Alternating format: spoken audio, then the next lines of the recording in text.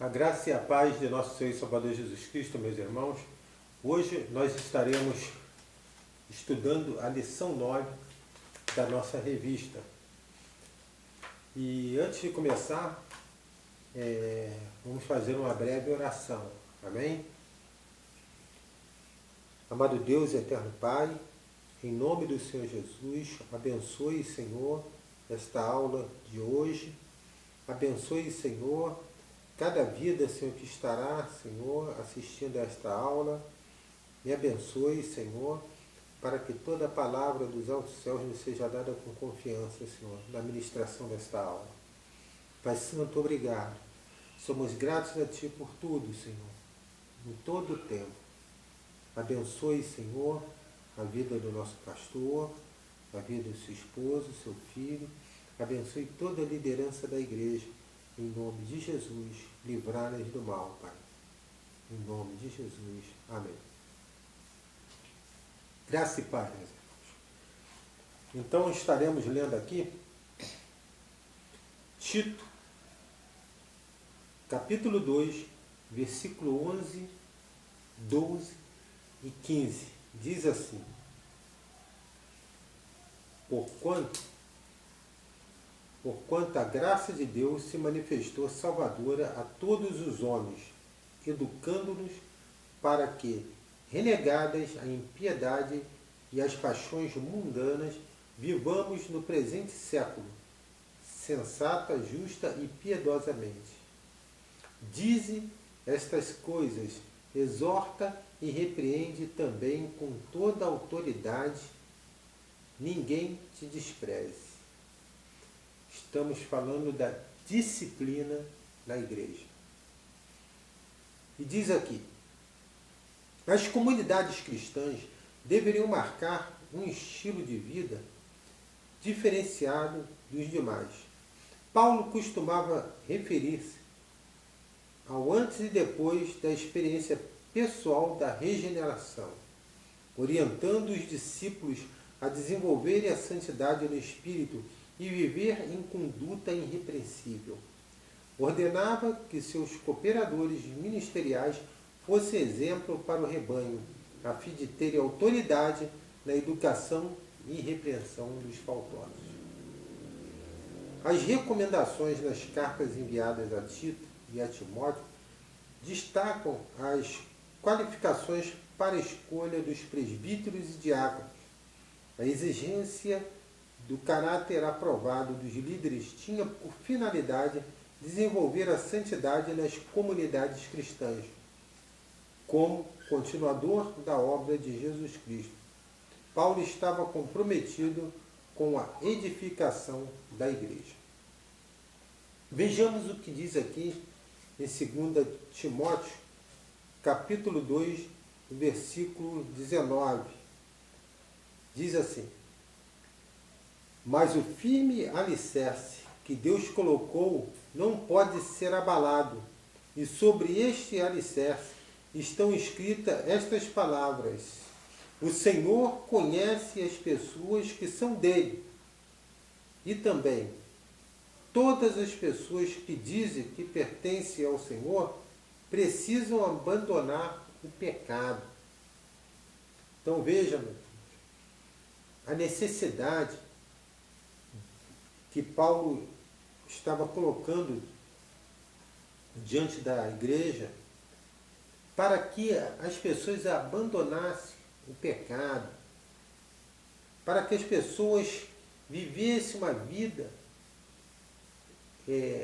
irrepreensível, uma vida reta diante das pessoas, para que pudesse dar um bom testemunho para os que não tinham conhecimento da palavra de Deus. Então ele fala que toda pessoa que diz que pertence ao Senhor precisa abandonar o pecado, né? A hamartia. E o que é o pecado? É errar o alvo, né? Errar acerca dos ensinamentos da palavra de Deus. Interessante, irmãos, que a gente está falando aqui de moral. É óbvio, né, que nós vivemos debaixo da moral cristã.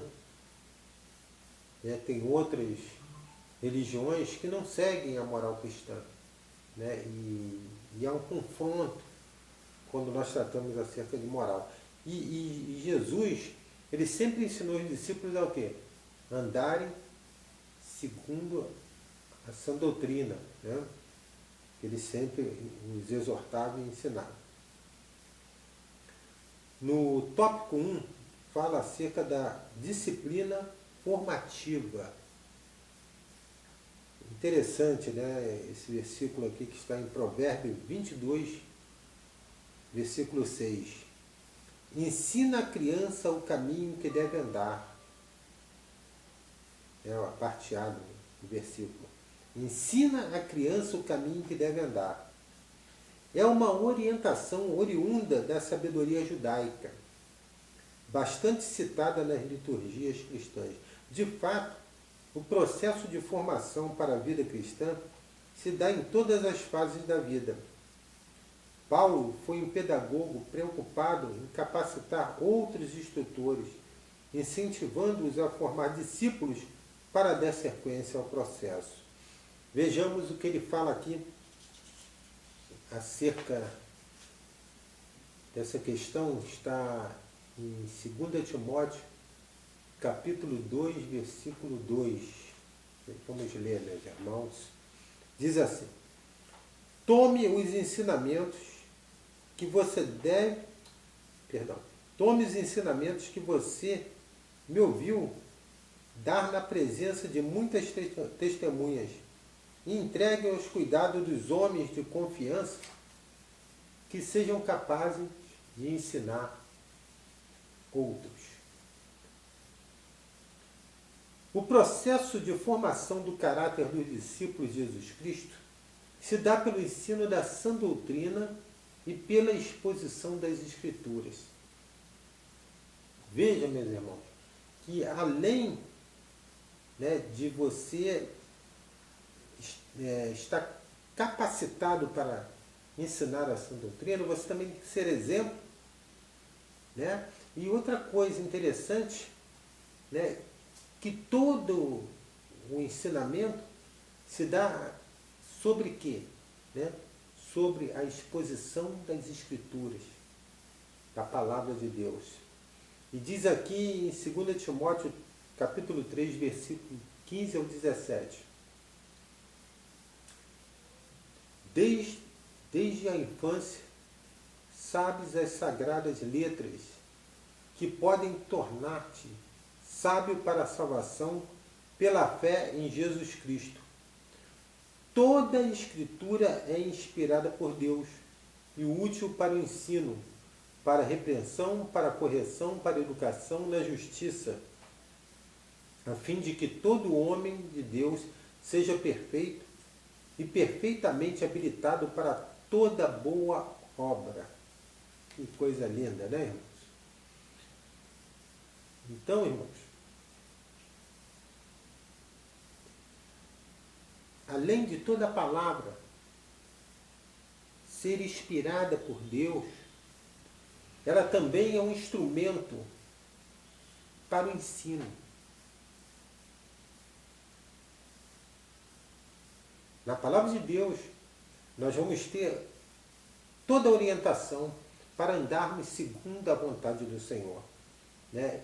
E nos desviarmos do pecado, né? Desviarmos do pecado. Então, vejamos aqui, diz assim, né? Mas o poder do exemplo não pode ser ignorado. A verdadeira influência que líderes genuinamente cristãos exercem se dá pelas atitudes, integridade e integridade do caráter. Diz aqui em 1 Timóteo capítulo 4, versículo 11 ao 13, né? Ordena e ensina estas coisas. Ninguém despreze a tua mocidade, pelo contrário, torna-te padrão dos fiéis, na palavra, no procedimento, no amor, na fé, na pureza, até minha chegada. Aplica-te à leitura e à exortação, ao ensino. o exemplo do líder era muito importante, como é até hoje. Veja, irmãos, que até no cotidiano, os apóstolos, eles, algumas vezes, faziam certas colocações que nos levam a acreditar que realmente será muito importante na vida dos líderes, né? Ali na Porta Formosa, por exemplo, Pedro falou, olhe para nós, né? Paulo falava, né? Sede meus imitadores, assim como eu sou de Cristo. Então, irmãos, essa questão de sermos padrão, né? Sermos padrão para os irmãos é muito importante, né? As pessoas tendem a olhar realmente para as lideranças, tendem a olhar para a comunidade, para a igreja, né? Porque quando nós tropeçamos, as pessoas realmente criticam, né? Porque eles esperam de nós uma atitude, né? Uma vida santa, né? Uma vida irrepreensível, uma vida abençoada e abençoadora, né? As pessoas tendem a olhar para o cristão de forma diferente, né? E aí, quando pecamos, certamente muitas críticas recebemos, né? De toda a comunidade. Aí veja aqui, né? Em Tito, capítulo 2, versículos 1, 7 e 8. Tu, porém, fala o que convém à sã doutrina.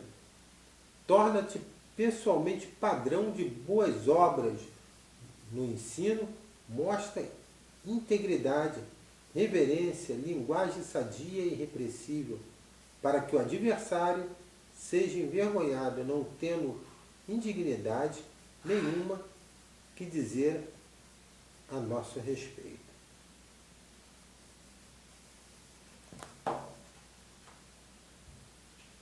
Padrão. Mais uma vez aqui o apóstolo Paulo exorta a igreja, né, e exorta também ao líder que estava à frente ali da obra a viver de acordo com a palavra, né, a seguir a sã doutrina, né, e tornar-se um padrão de boas obras. Para quê? Para que, não tendo indignidade nenhuma que dizer a nosso respeito. Quem? O nosso adversário, o acusador. Então, meus irmãos, é importante que andemos de acordo com a palavra de Deus, que vivamos a sã doutrina. No tópico 2, nós vamos falar a respeito da disciplina corretiva. A falibilidade humana propicia o ambiente para a manifestação das virtudes cristãs, do amor fraternal, da paciência, da longanimidade, mas a busca da santidade e o conserto dos faltosos indicarão o desenvolvimento dos frutos espirituais da perseverança, fidelidade, humildade. Tratar e acolher o pecador sem tolerar o pecado é uma questão desafiadora para a igreja. Paulo encorajou os irmãos a cuidarem um dos outros com maturidade e amor compassivo. Vejamos o que diz aqui em Gálatas 6, versículos 1 e 2. Diz assim: irmãos, se alguém for surpreendido em alguma falta, vós que sois espirituais, corrija-o com espírito de brandura e guarda-te, para que não sejais também tentado. Levai as cargas um dos outros, e assim cumprireis a lei de Cristo. Coisa linda, né, irmãos? Coisa linda, né? Esse cuidado que devemos ter com nossos irmãos, né? Este cuidado, né, de exortar, né, com brandura, com amor, né? E também esse cuidado de caminhar junto, de carregar as cargas do outro, né? Sem que não deixamos de cumprir a lei de Cristo. Né? Isso vai demonstrar o quê? Que realmente estamos no caminho certo, que realmente estamos exercendo o amor um para com os outros. Né? Então, corrigir com brandura é muito importante, é crucial para que tenhamos um bom crescimento de todo o corpo. Diz aqui, quando pessoas despreparadas se ocupam de exortar e corrigir os demais, manifestam certa arrogância e hipocrisia. Não se deve tirar proveito das falhas de alguém para a promoção pessoal ou para exibir superioridade. Não há glória quando o pecado irrompe na congregação, mas sim constrangimento. Por fim, cada um responde apenas por si. Gálatas 6, versículo 3 ao 5 diz assim: porque se alguém julga ser alguma coisa não sendo nada, a si mesmo se engana. Mas prove cada um o seu labor, e então terá motivo de gloriar-se unicamente em si e não em outro, porque cada um levará o seu próprio fardo. Veja bem, né?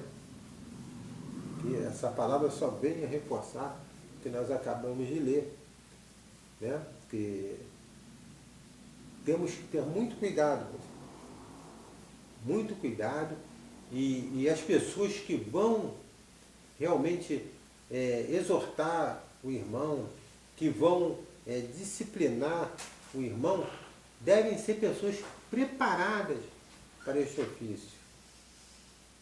Devem ser pessoas que realmente estejam ali alicerçadas na palavra, que esteja realmente focada na palavra de Deus, embasada nos ensinamentos de Cristo.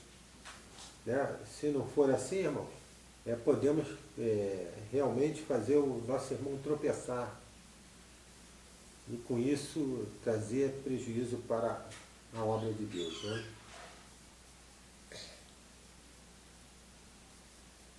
Quem deve exercer esse ministério? Importa destacar que a mutualidade é regra no cuidado do corpo de Cristo. Coração, sujeição, edificação, serviço e cuidado de um para com o outro. A forma de tratamento irmão pressupõe igualdade sob o senhorio de Cristo. O ideal seria que qualquer irmão estivesse preparado, amadurecido na fé, movido pelo amor para exercer a disciplina corretiva de modo benéfico. Vejamos o que diz aqui em Romanos 15, versículo 14. E certo estou, meus irmãos, sim, eu mesmo, a vosso respeito, de que estáis possuídos de bondade, cheio de todo conhecimento, aptos para admoestardes uns aos outros. Isso seria ideal, né? Mas sabemos que não acontece. Então, é necessário que aqueles que forem, né, admoestar, né, repreender, né, chamar a atenção, sejam pessoas preparadas, né, pessoas que tenham conhecimento da palavra, pessoas que tenham mansidão e não arrogância, né? Para chamar a atenção do irmão, trazê-los, né, de volta ao caminho, né, a sã consciência, né, dentro da sã doutrina do Senhor.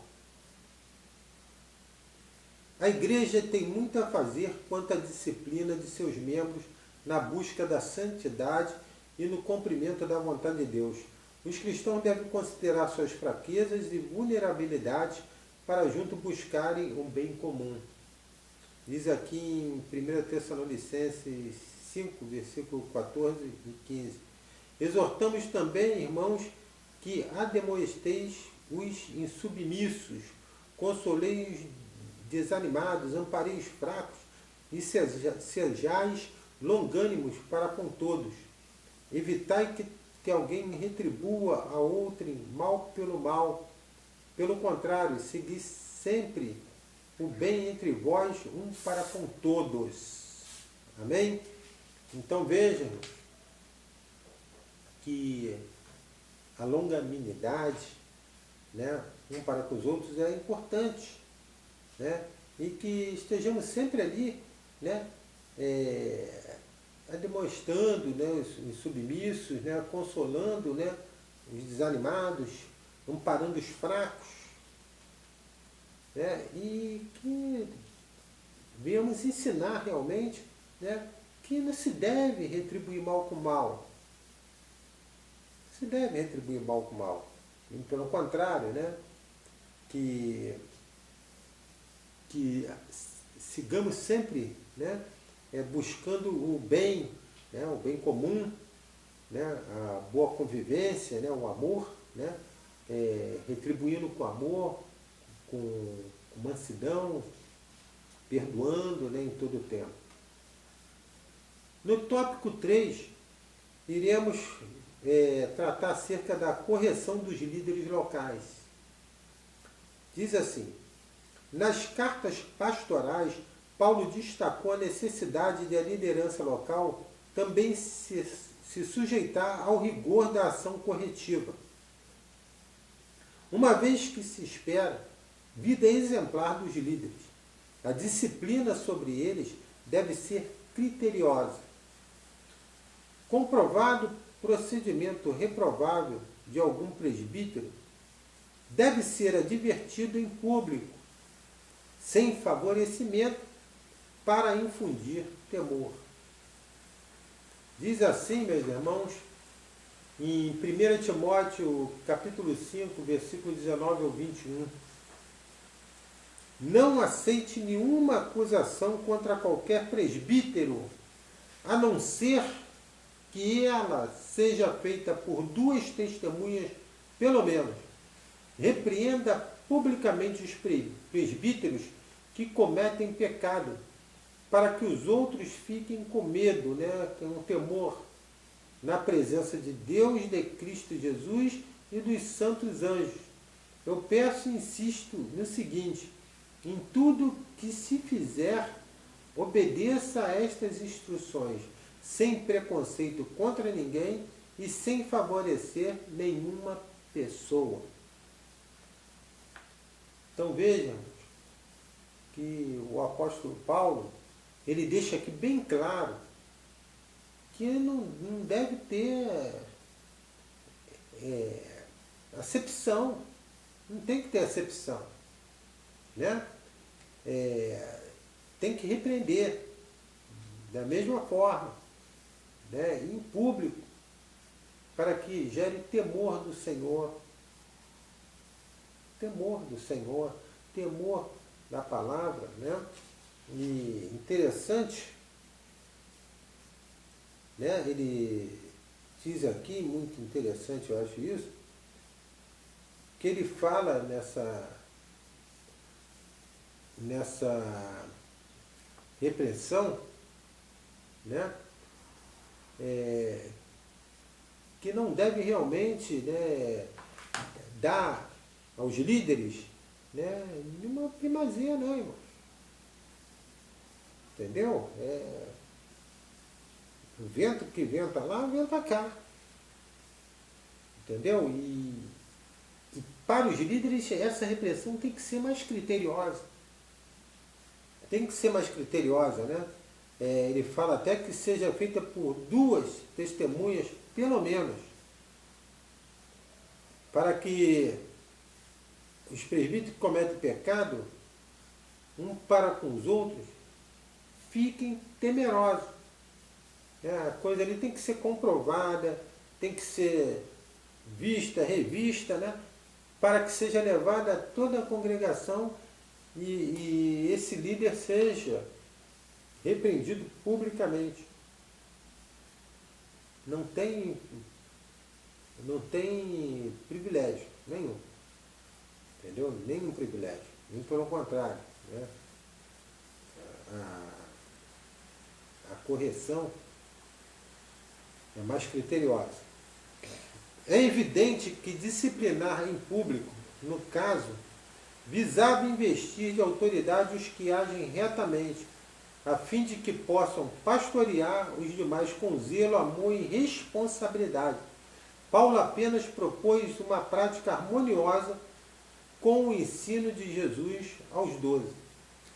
Em Lucas, capítulo 12, versículo 47 e 48, diz assim: o empregado que sabe qual é a vontade do patrão, mas não se prepara e não faz o que ele quer, será castigado com muitas chicotadas. Mas o empregado que não sabe o que o patrão quer e faz alguma coisa que merece castigo, esse empregado será castigado com poucas chicotadas. Assim será pedido muito de quem recebe muito, e daquele que muito é dado, muito mais será pedido, né? Quem muito for dado, muito será cobrado. Então, irmãos, veja que no caso da liderança, por que a repreensão é mais criteriosa? Né? Porque ele tem conhecimento da palavra. Porque ele, o líder, tem que ser padrão. As pessoas têm que olhar para o líder como uma referência.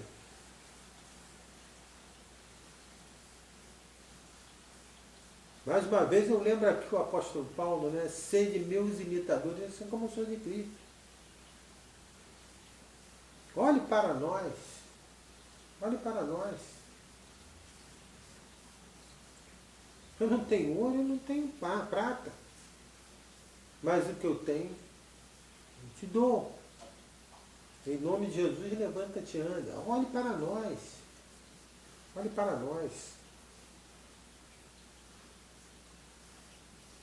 O tópico 4. Nós iremos tratar da disciplina punitiva. Diz assim, página de número 60. Outro ponto que Paulo se ampara no ensino de Jesus quanto à disciplina na igreja está expresso nos evangelhos. Mateus capítulo 18, versículo 15 ao 17, diz assim. Eu acho lindo esse versículo, irmão. Se teu irmão pecar, vai arguí-lo entre ti e ele.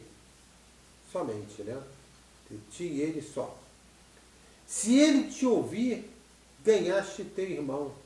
Se, porém, não te ouvir, toma ainda contigo 1 ou 2 testemunhas, para que, pelo depoimento de 2 ou 3 testemunhas, toda a palavra se estabeleça.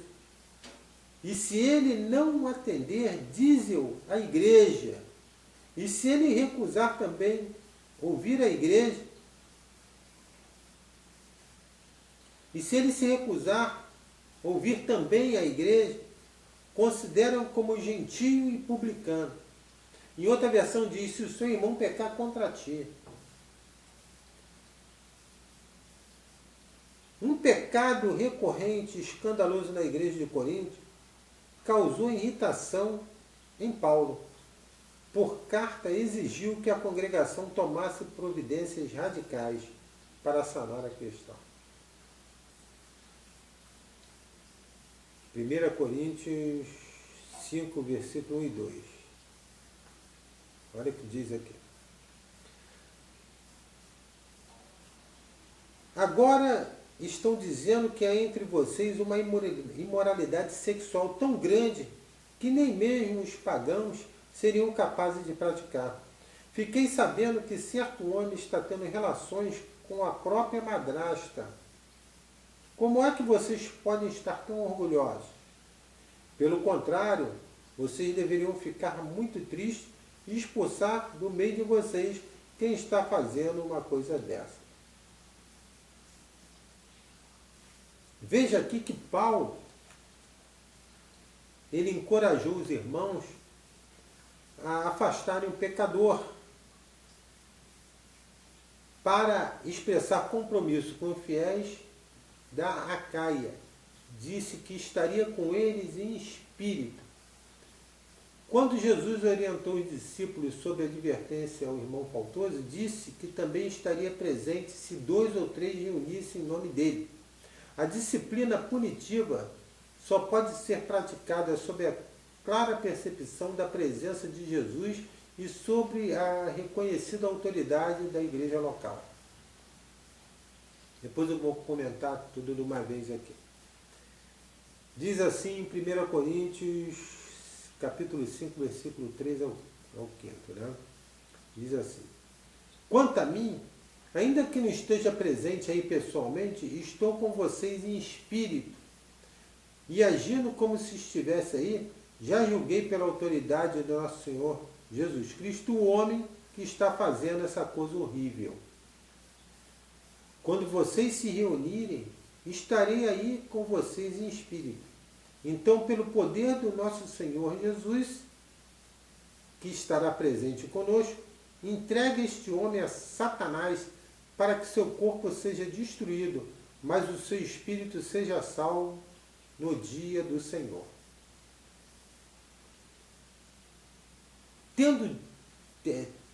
Tem sido difícil a interpretação desse texto, né, irmãos?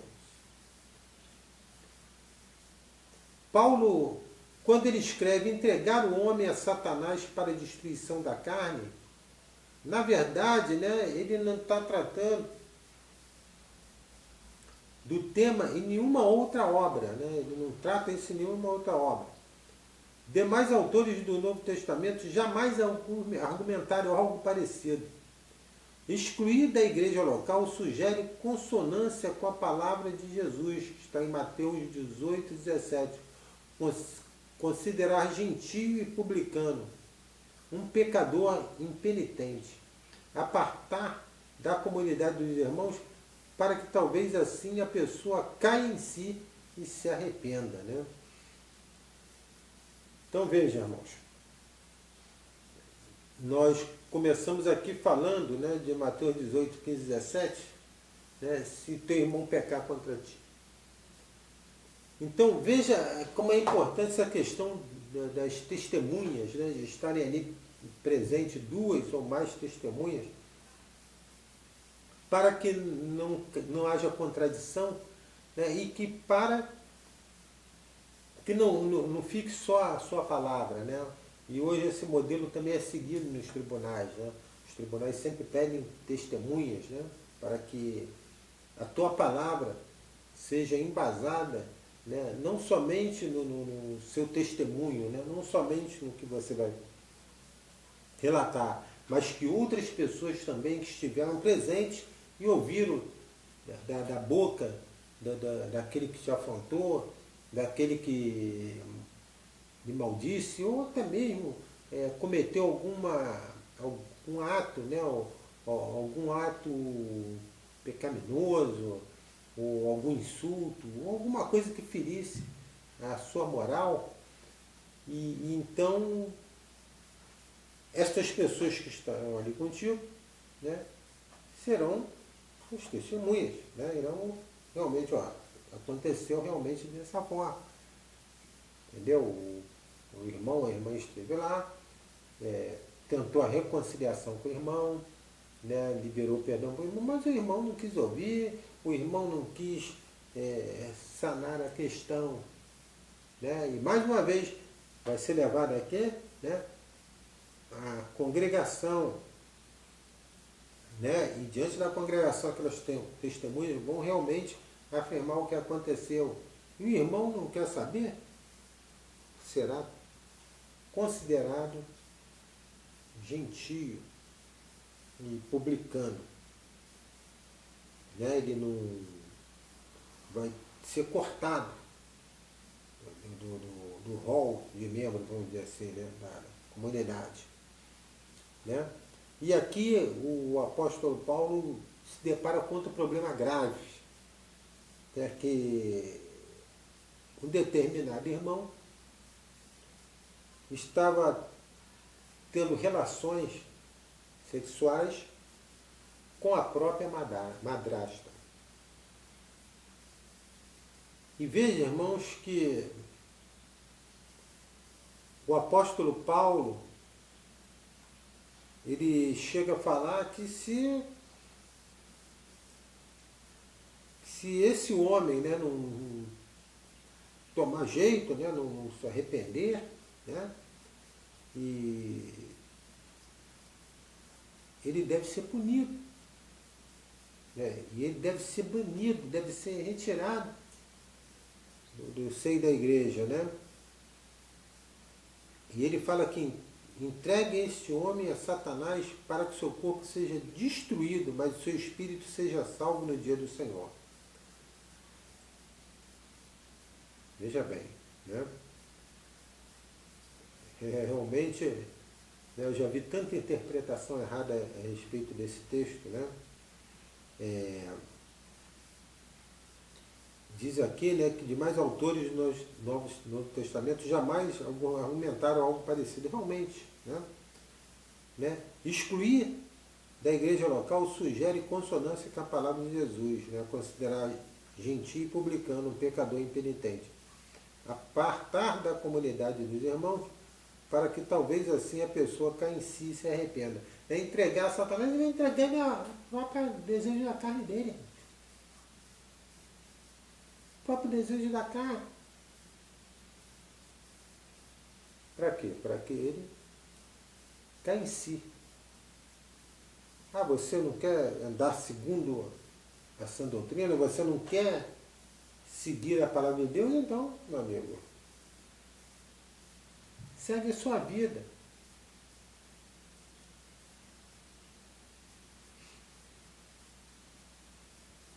Fazendo isso, ele vai cair em si. Ele vai fazer uma autoavaliação, uma reflexão. Né? E tudo leva a crer que ele vai se arrepender, né? E se reconciliar de novo com a igreja. Né?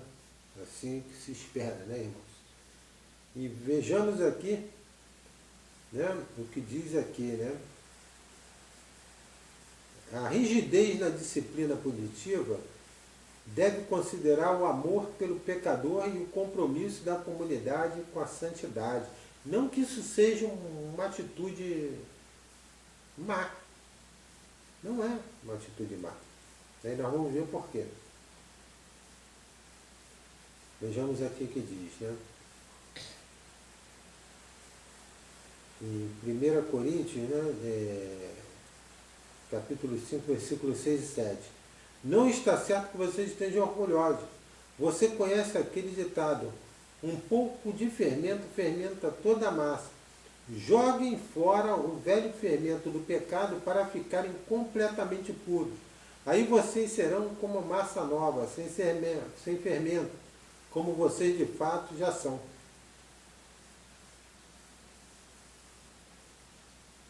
Lembra que os nossos antepassados falavam da maçã que é uma maçã podre, né?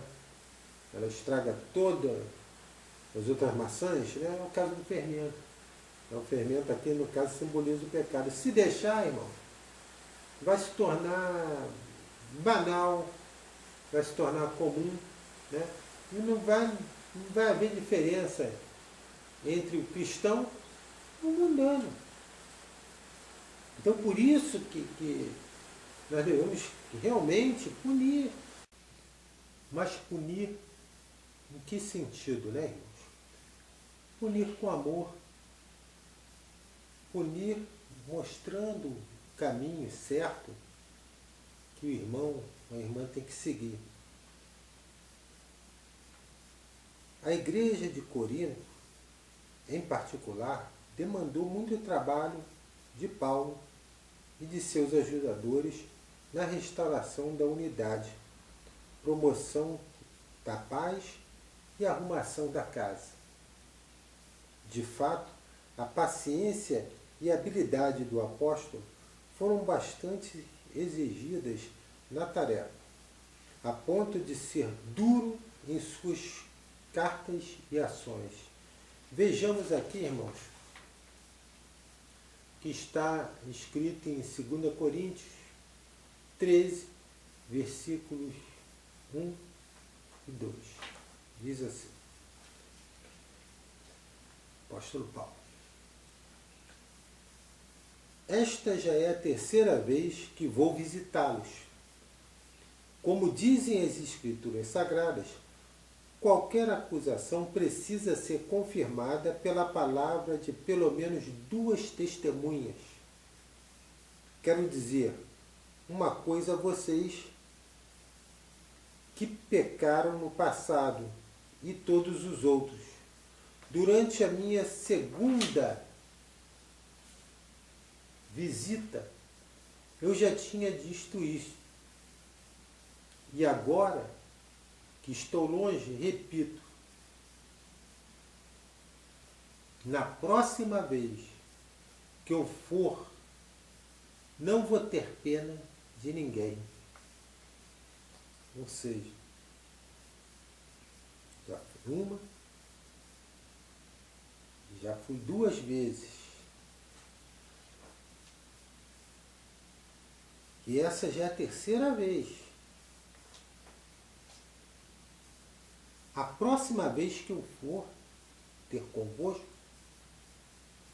não terei pena de ninguém, não vou poupar ninguém. Nem membro, nem presbítero, não vou poupar ninguém. Vou agir com rigor. Vou levar a vara da repreensão.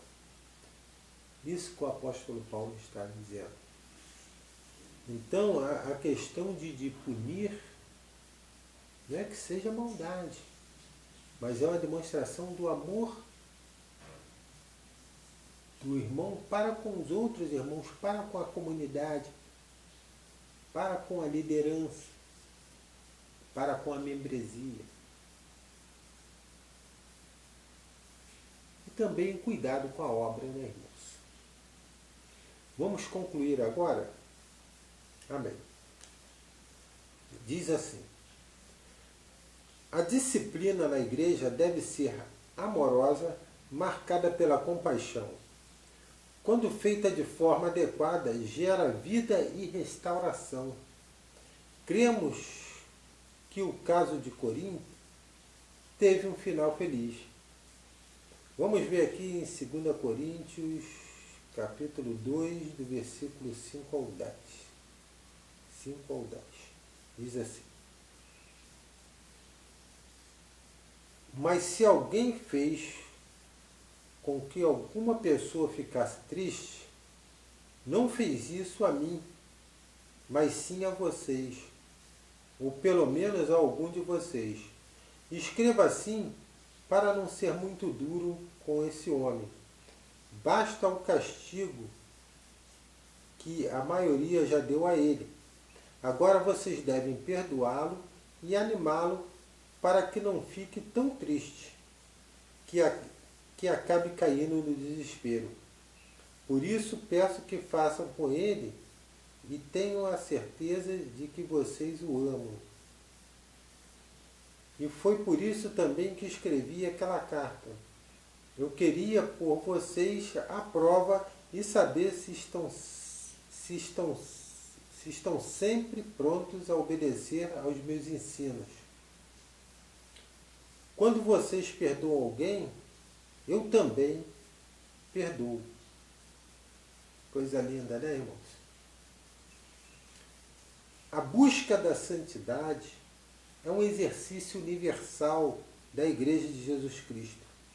Em oposição às forças infernais da maldade, a Igreja tem a missão de ser sal da terra e luz do mundo. Pecados devem ser tratados e pecadores reconciliados, para que as boas obras apareçam diante dos olhos humanos. Vamos ler 1 Timóteo capítulo 5, versículo 24 e 25.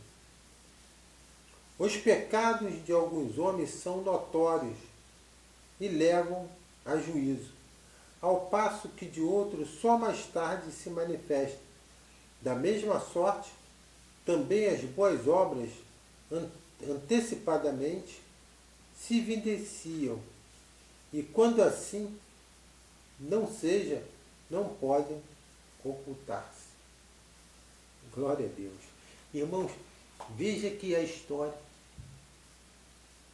pelo visto, terminou bem.